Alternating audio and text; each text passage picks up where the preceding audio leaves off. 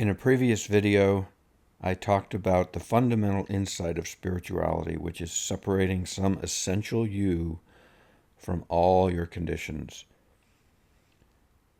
This we can call detachment, but detachment doesn't mean denial. I talked about denial in the second video in this series. In this video, I'm going to talk about detachment. What is it? Detachment is harder to talk or write about than denial. This is because when we detach, we enter a dimension that the tools of language and logic weren't made for. Language and logic have helped us immensely, but they're also just another part of the conditional realm that detachment steps above or under, or both at the same time. Language and logic do not contain detachment. Detachment contains language and logic. Or you could say awareness contains language and logic. This means detachment can't be fully understood using only language and logic. Trying to do this is like trying to squeeze 3 dimensions into 2. We'll always encounter paradoxical statements because we're making statements using language and logic.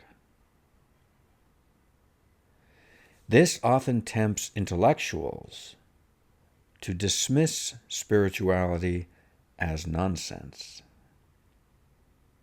But there's really nothing strange about the situation. Language and logic are simply not reality itself.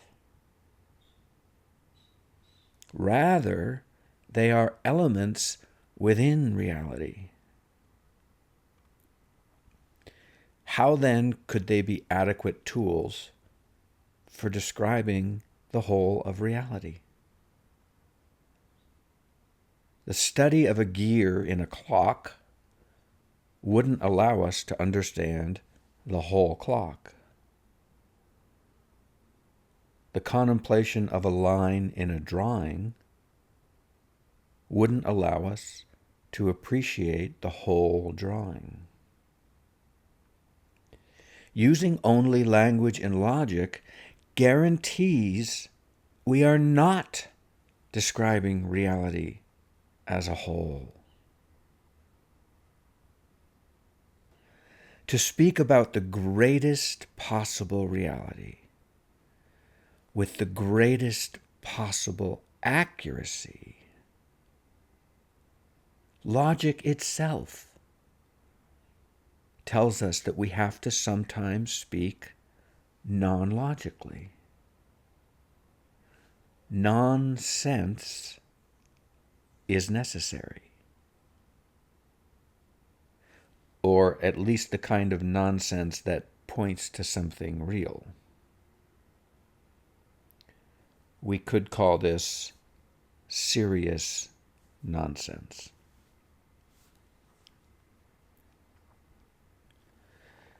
The serious nonsense necessary in spiritual discourse doesn't only tempt intellectuals to dismiss the subject as beneath consideration. It also tempts theologians and mystics to elevate the subject as above consideration. Religious or spiritual traditions often emphasize their own lofty, mysterious jargon as if some supreme effort or obscure secret were required to get into their club. The cartoon image of the guru sitting on the mountaintop symbolizes this notion that some form of strenuous upward climbing is required to become spiritual. Whatever wisdom or truth or salvation may be, they are accessible only to those who have scaled some metaphorical heights. We must gain some special knowledge, go through some special initiation, or achieve some special moral purity.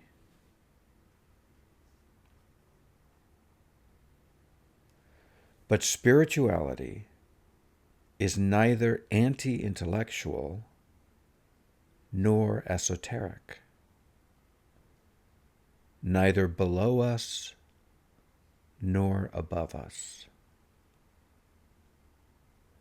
The simple truth is that it just can't be fully appreciated through discussion. No discussion can stand outside of detachment to offer comment on it. No words, logic, or concepts can capture it.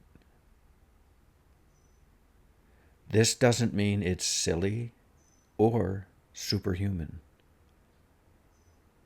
It just means it's not an abstraction. It's an experience.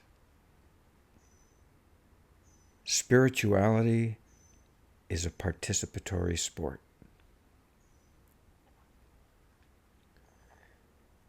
But isn't this true of all worthwhile and enjoyable things?